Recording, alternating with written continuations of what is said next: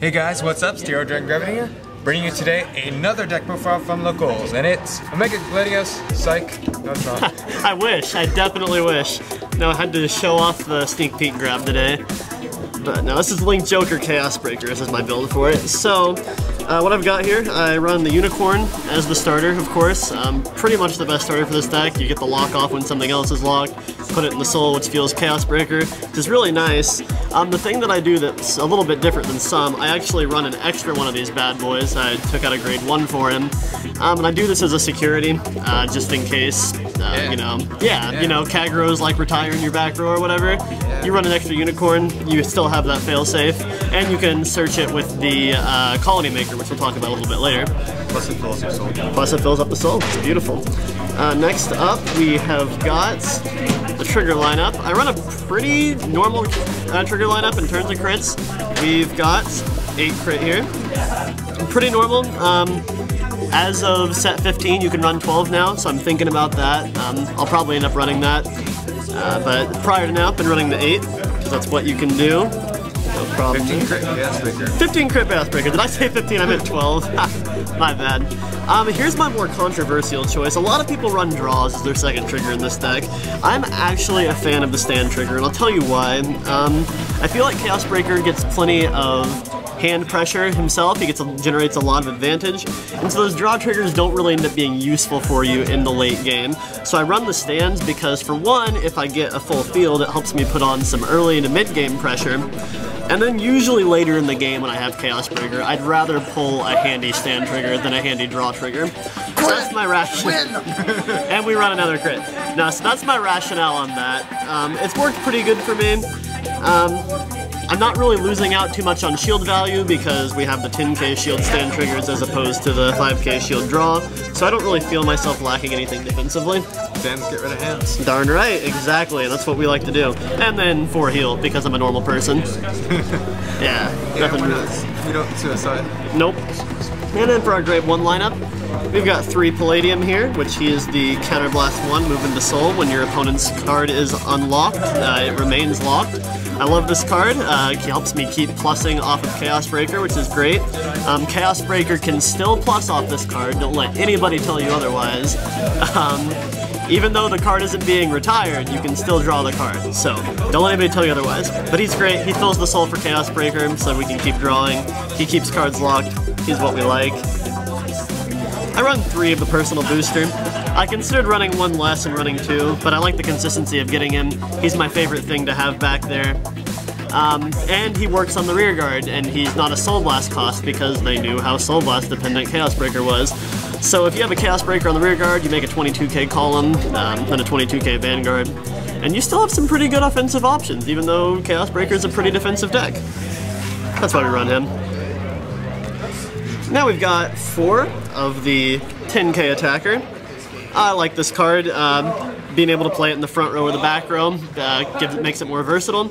I don't run the 7k that gets 2000 power for every card that's locked, just because I feel like Chaos Breaker doesn't really lock enough to make the burst worth it, and I feel like there are better grade or more grade 1s that are worth your time, like this guy.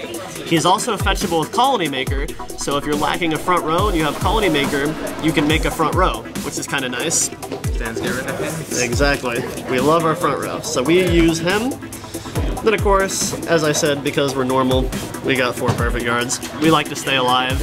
We have a pretty easy time getting these because we're Chaos Breaker and we draw a ton. We like to have them.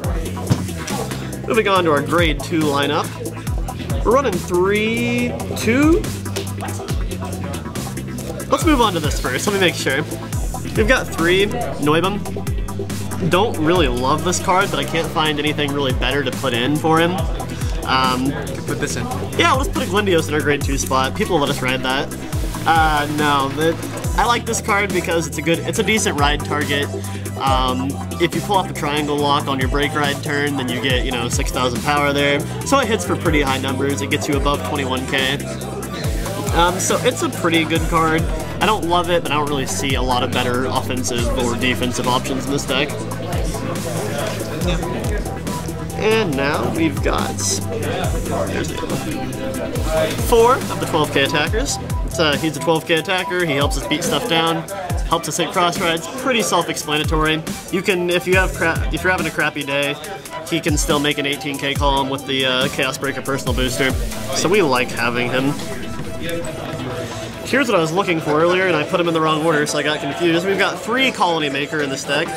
I would run 4, but if you don't want to use its skill, it's kind of useless, you know? You can ride it or whatever.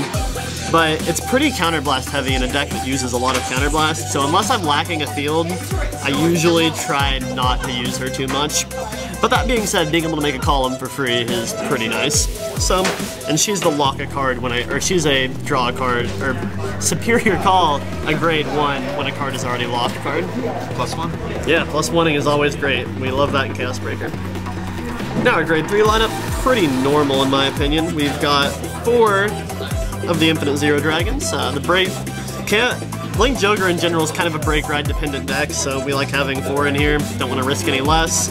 And obviously, do I? Like me. Yeah, exactly. You know, it's sometimes fun to take the risks. I'm not risky. I hate missing the break ride, so I put 4 of this guy in here. I usually get him when I want him. And finally, last but not least, the main attraction of this deck. We've got 1, 2, 3, and 4. This is the SP Chaos Breakers. SP? Yep. I ran 3 of this guy for a while, and it worked pretty well for me. But I ended up putting a 4th in for consistency. I had problems getting off of my break ride, so I figured, hey, I need to get some more grade 3 pressure in there.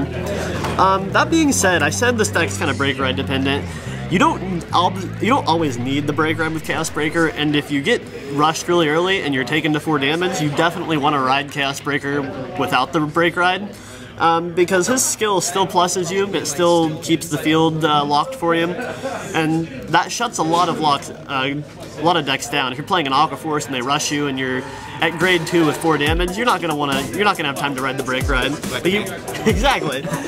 So you ride this guy, and he locks the field, keeps Aqua Force or other rearguard dependent decks from killing you. You start plussing, then you use cards like Colony Maker and Palladium to plus even more, and you still get a pretty strong game off. So yeah, that's my Chaos Breaker deck. Just gonna put this guy here because he's awesome.